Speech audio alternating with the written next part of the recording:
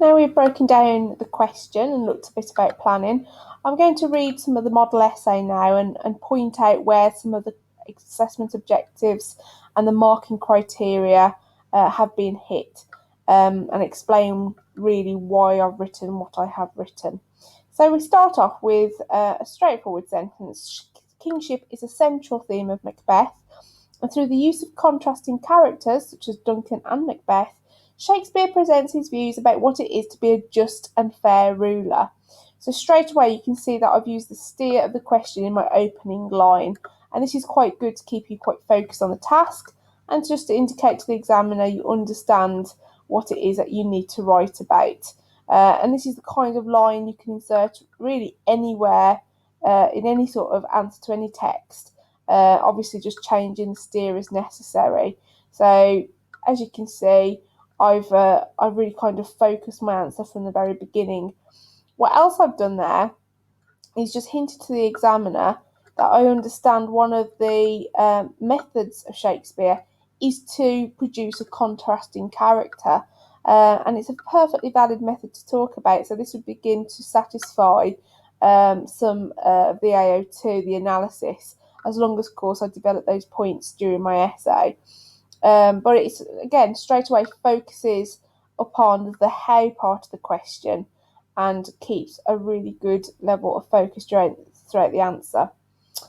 You might have seen a little bit later on here where I have talked a little bit about Shakespeare's purpose, about what it is to be a just and fair ruler. So already I've mentioned a little bit about why Shakespeare has done what he has done. So just moving on then, furthermore, Shakespeare builds a theme to demonstrate to his audience the link between God's will and the monarchy. The belief in the divine right of kings is strongly established throughout the play, and chaos, disorder, and tragedy is brought about when Macbeth usurps Duncan. So here I've just made a very brief reference to some of the contextual information, really, the social belief in the divine right of kings. It's really important that you don't just tag on contextual information at the very start, at the very end, or that it's, if it's irrelevant, don't mention it. But as the divine right of kings is so closely connected with that theme of kingship, I think it is actually worth mentioning at this stage. But it's important that I then go on to embed some of those ideas as part of my analysis, explaining the significance of that belief behind what Shakespeare has written. In other words, how did that belief of the time influence Shakespeare and influence what he actually wrote, and explain that quite clearly. Straight away then, once my introduction is finished, you can see how short that introduction is. I aim then to focus upon the extract itself. It does say starting with this extract, so I'm going to try and follow that sort of logical order. In this scene from Act 4, Scotland has been reported to bleed and weep under the rule of the tyrant Macbeth, contrasting strongly with Duncan's regency. The character Macduff refers to as a most sainted king. So this is our first quotation from the extract, as well, of course, as the word tyrant that also appears in the extract.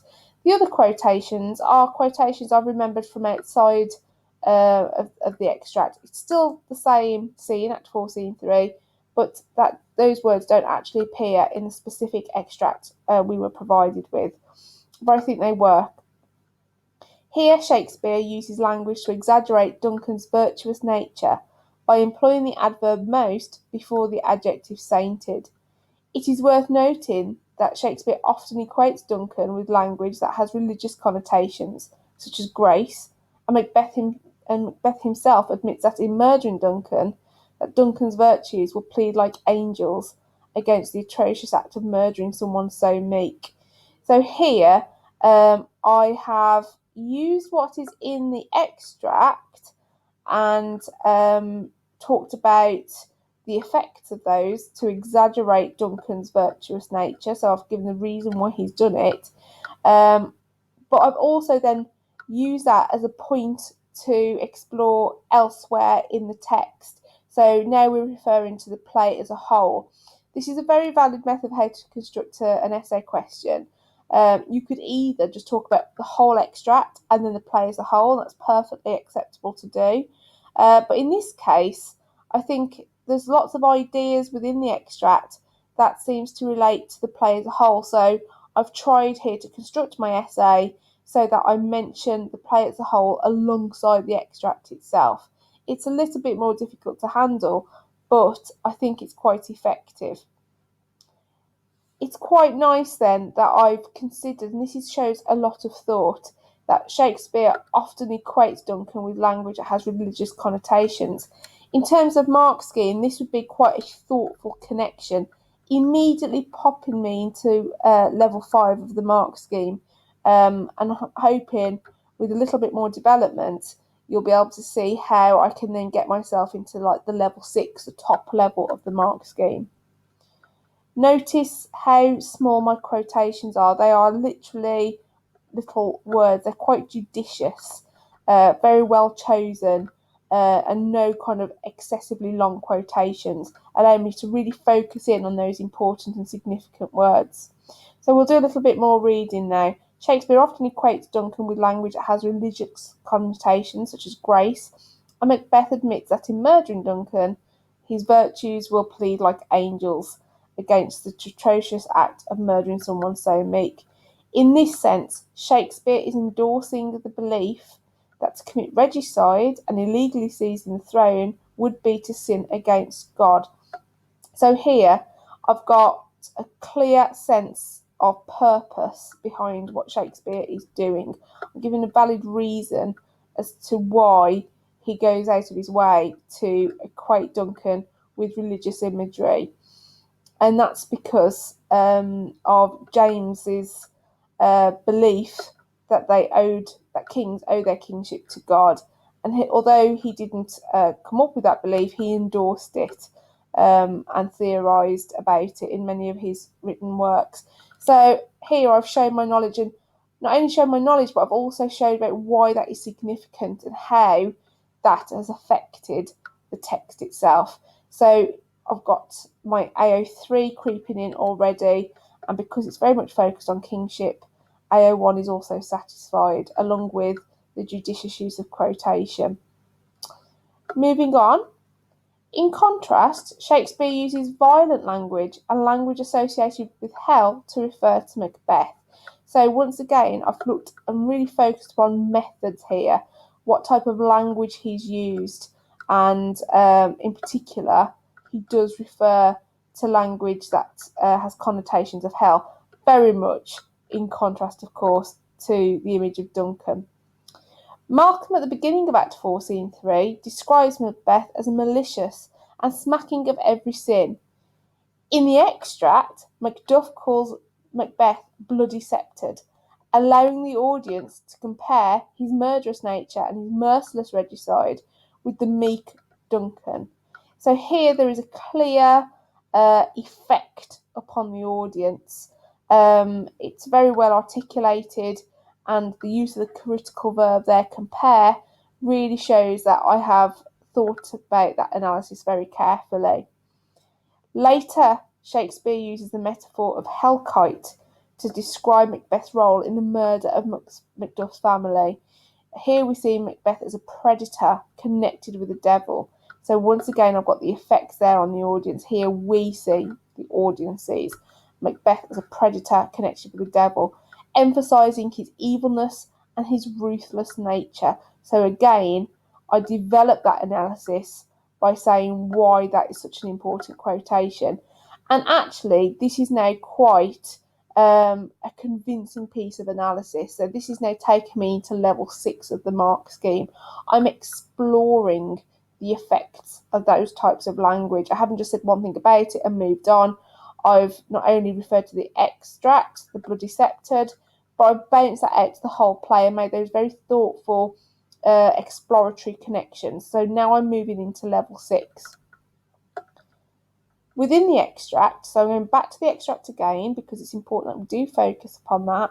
Within the extract, Malcolm, who is testing, oh dear, that should be Macduff's loyalty, forgive me. sorry about that, who's testing Macduff's loyalty by pretending not to have any of the qualities for good leadership, begins to list what he, and of course Shakespeare, believes to be an essential to be an effective and respected king. So what we are going to have a look at there is how I have thought about Shakespeare's purpose again. So because it's Malcolm who's doing it, it's obviously Shakespeare's voice that we really do hear. And actually it's quite didactic, that list that I'm going to refer to in a moment. And Shakespeare really does interpretation of what he means by including that list. He very much believes this is what is needed to be this effective and respected king. So Shakespeare employs an asyndetic list that falls over 3 lines, breaking the iambic pentameter, perhaps reflecting the importance of these lines and Malcolm's passion when declaring the virtues. So this is quite a sophisticated analysis of Shakespeare's methods. I've got very sophisticated subject terminology. However, that's not the be all and end all. If you didn't know what these things were, you could still make very sophisticated points. But I have made very thoughtful links about why it falls over 3 lines. That's one list over 3 lines. That to me shows a complete exaggeration and putting a real emphasis upon that list and why it's so important. And here I've commented also on the effect, why it's there, reflecting the importance of those lines and revealing Malcolm's passion for those virtues. So let's move on very quickly. The nature of the length of the list means that the pace of the speech is slowed down significantly. So once again, I've thought about the effects of that method. I haven't just identified it, I've thought about the effects. Allowing the audience to reflect on each quality, such as verity and patience. So here I've just selected what I think is quite important quotations from that speech. In doing so, they would contrast these qualities with Macbeth's rule. Macbeth has no verity, no truth. He hides what false heart doth know and puts on a false face. So here, what I've done there is refer, of course, to the other elements of the play. And it shows a really good, thoughtful connection between this idea of verity, truth, and actually the false appearances of Macbeth and what he goes out of his way to hide the truth. Equally, he has no patience. Despite acknowledging that chance may crown him without his stir, as soon as Malcolm is named out of the throne, he immediately decides to give in to his black and deep desires. As Macbeth clearly possesses the opposite of such qualities and is regarded by Macduff as an untitled tyrant, he should not be fit to govern or to live.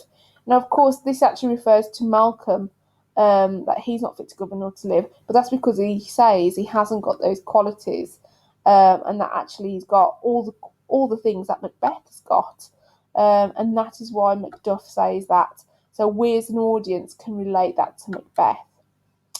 With kings such as these, Macduff's hope for Scotland ends, and to Macduff, evils such as these will make him leave Scotland.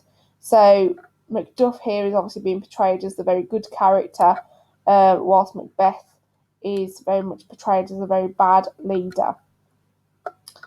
Macduff has sought Malcolm out. As to him, he is the truest issue of the throne, once again emphasising Macbeth's illegitimate rule.